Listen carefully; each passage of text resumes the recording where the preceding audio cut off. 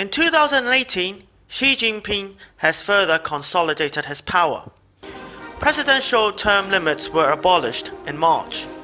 Xi can now rule for life. Now, Donald Trump, who is a known admirer of authoritarian leaders, said it's great that Xi can become president for life. We can call Xi the King of China, he told Fox News.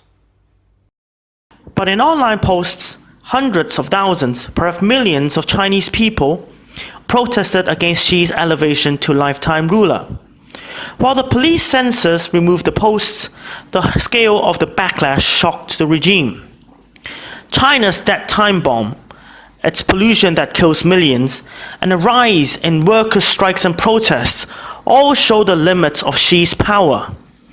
Absolute rule doesn't enable Xi to stop the stock market from plummeting or prevent a bruising trade war with his friend Donald Trump. The US-China trade war, which began on the 6th of July, is a war by other means.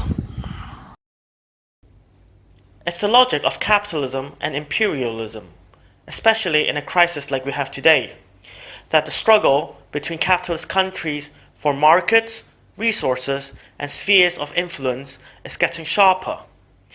As the African proverb states, when two elephants fight, the grass gets trampled.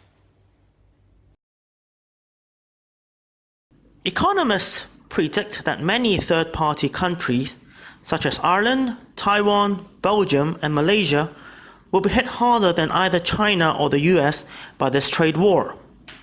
The sharpening US-China rivalry is not the only challenge to Xi Jinping regime. The economy is slowing down again. China's stock market has shed $2 trillion in 2018, the worst performance in the world except for Argentina. China's currency, the yuan, is falling, partly encouraged by Beijing as a warning to Trump of the heavy price of his trade war policies. China's buildup of debt is unprecedented in world history. The total debt is officially 3 times China's GDP, but the real figure could be much higher. Now, because the state controls the banks, they've been able to keep moving the debt around to avoid a banking crash. But for how much longer?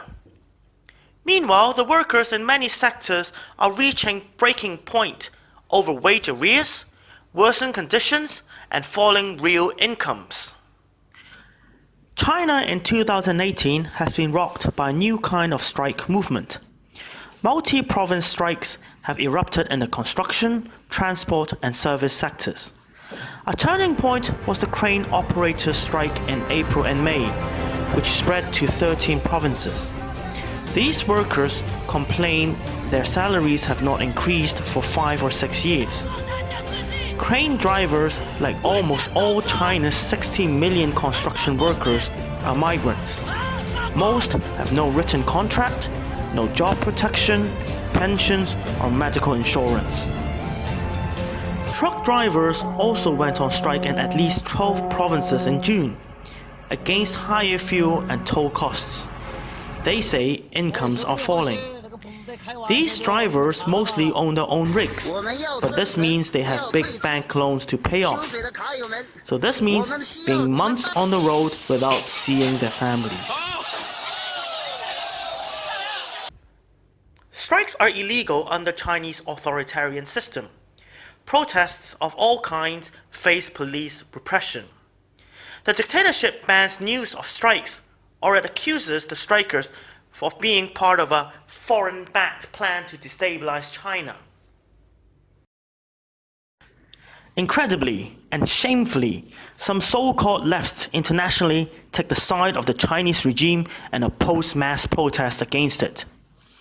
Xi Jinping's elevation to lifetime ruler is increasing the repressive features of his government. The government's internal security budget was $193 billion last year. This is 3 times bigger than in 2007 and 19% more than China's military budget. National minorities like the Muslim Uyghurs, Tibetans, and Mongolians are suffering more and more persecution, police controls and high-tech surveillance. Beijing is also tightening its control over Hong Kong. Hong Kong's limited democratic rights, a half-elected parliament, and political freedoms that don't exist in the rest of China are under full-scale attack. This does not make China's authoritarian capitalism a stable system. In fact, Xi Jinping's concentration of power is a sign of long-term crisis in the system.